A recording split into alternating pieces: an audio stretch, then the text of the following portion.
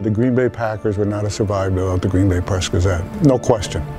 Somebody with the newspaper always had their hand in with the Packers. The Packers and the Press-Gazette were about relationships. They were in it for the same thing. The relationship was much different back then. The Press-Gazette, and sports journalists for that matter, sort of acted as a promotional arm of the team. I mean, it's kind of been a perfect marriage to some extent, although I no longer think it's a marriage, it's just a business relationship.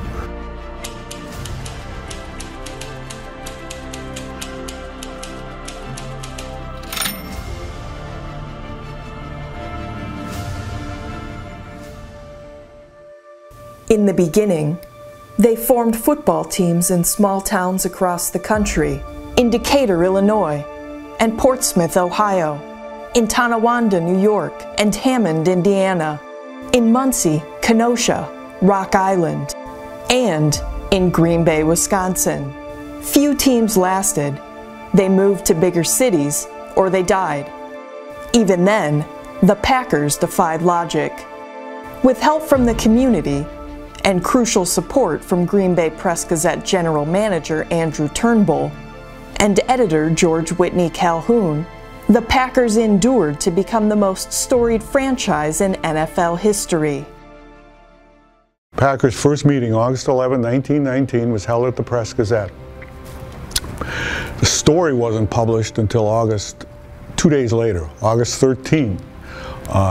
And the Press-Gazette was a paper of record. I mean, for example, when the local industrial baseball league was formed in the spring of 1919, the stories ran the next day, detailed stories about who was at the meeting, what was accomplished.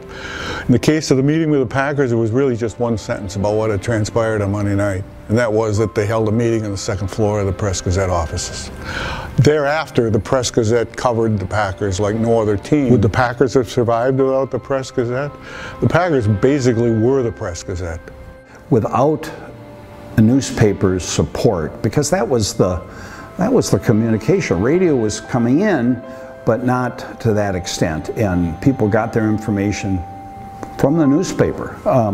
And without the Press-Gazette's support, the Packers would never have survived, I'm sure. The Packers didn't have any larger fan base than the Canton Bulldogs and the Dayton Triangles and all the other teams that fell by the wayside. They struggled to sell tickets, an inadequate stadium, but there was a core of businessmen in Green Bay who kept that team alive, and Turnbull was at the top of the list.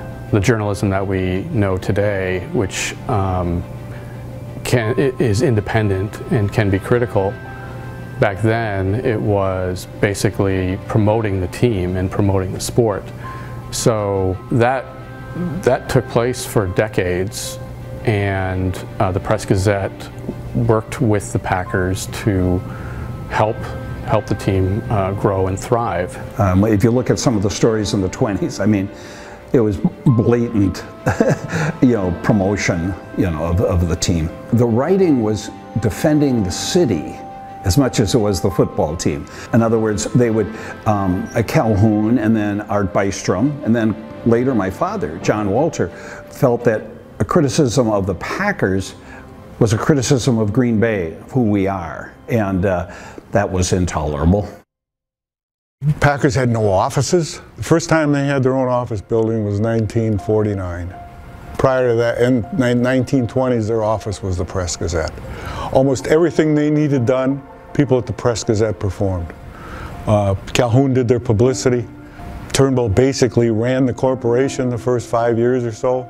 They sold tickets. That's where the Packers sold their tickets. It was at the front desk of the old Press-Gazette and the new Press-Gazette buildings. In 1929, when the Packers won out in New York, beat the Giants in probably the most important game in the first 10 years of the team, the Press-Gazette then made an announcement that they were going to start a fund to raise $5,000 to be distributed among the players as a thank you. Don't want to take anything away from Curly Lambeau. Nobody was more important to the organization.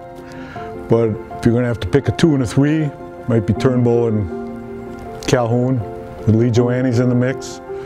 This is pre-Lombardi, you know, the first few decades when they survived.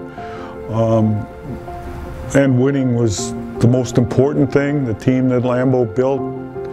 But the Press-Gazette support was critical to their making it and their staying in business. And I don't think we even know what all of what Andrew Turnbull did for this team.